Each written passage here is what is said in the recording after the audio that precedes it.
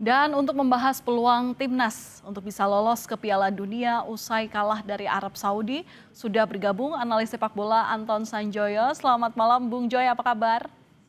Selamat malam Valen, baik, baik. Ya, Bung Joy, kemarin kita tahu bahwa timnas kita kalah dengan Arab Saudi, tidak sesuai harapan nampaknya. Tapi kini kita harus bicara lebih maju.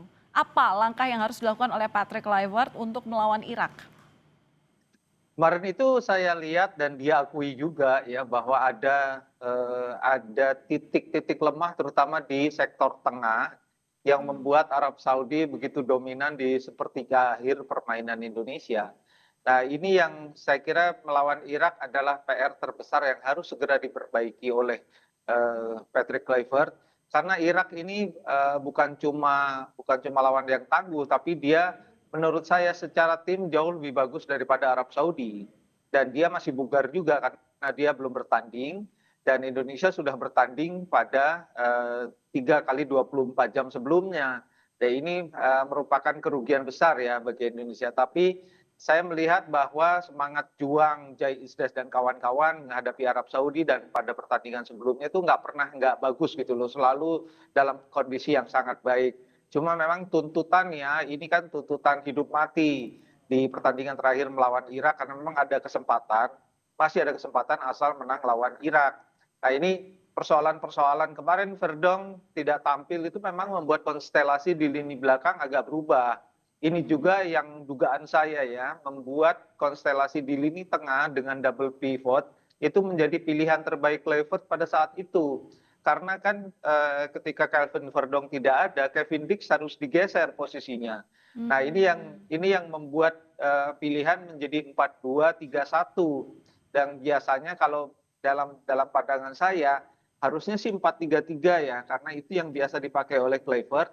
Dan dengan single pivot itu lini tengah menjadi kuat dan rasa bertahannya juga lebih bagus, lebih balance daripada versi menyerang 4-2-3-1. Nah, ini yang saya lihat mungkin ada perubahan besar di sektor lini tengah sehingga nanti Irak tidak bisa lagi seleluasa Arab Saudi mengeksploitasi lini belakang Indonesia sehingga ya memang dengan tekanan yang sangat keras kan lama-lama retak, lama-lama juga akhirnya bobol dan itu yang terjadi kenapa Sayuri bikin pelanggaran, kenapa Oke. juga Martin Pas seolah-olah gampang dibobol pada gol yang pertama tapi dia melakukan 7 penyelamatan ya. Ini mengatakan bahwa memang Arab Saudi begitu dominan di sepertiga akhir Indonesia dan itu yang membuat Iya, peluang-peluang gol itu menjadi sangat besar.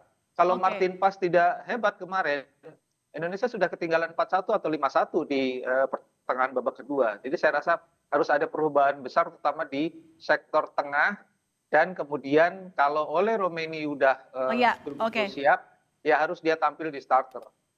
Oh ya, terus kalau melihat peluang saat bertanding dengan Irak besok seperti apa Bung Joy? Masih adakah harapan yang bisa dirasakan oleh masyarakat Indonesia juga di sini? Belum habis pertandingannya, masih ada 2 kali 45, selalu masih ada harapan. Cuma memang jangan putus asa, kekalahan kemarin udah harus dilupakan dan harus memulai lagi pertandingan dari nol melawan Irak dengan semangat yang harus lebih besar, karena kondisi fisik saya rasa sudah tidak balance.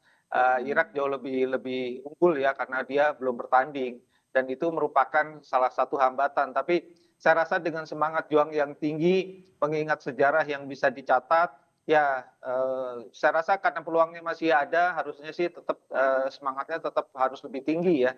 Karena menang lawan Irak kan masih ada kemungkinan dan dengan harapan Irak juga bisa mengalahkan Arab Saudi sehingga nanti yang dihitung adalah selisih gol. Nah ini yang patut diingat lah. Tapi saya yakin timnya Kluivert sudah tahu pasti dan pemain-pemain juga sudah tahu dan mempersiapkan diri sebaik-baiknya. Ini lawan Irak nih hidup mati lah.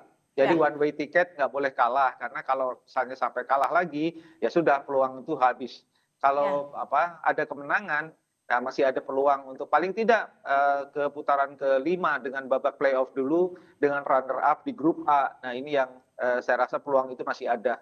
Ya, setuju. Pasti diharapkan besok pelatih melakukan rotasi pemain karena kita tahu ya meskipun kondisi pemain Indonesia tidak baik-baik saja tapi dengan kabar Calvin Verdong oleh Romani yang sudah sembuh total ini diharapkan bisa jadi bumbu semangat untuk bisa bermain lebih optimal lagi kelak. Baik, terima kasih atas analisis Anda.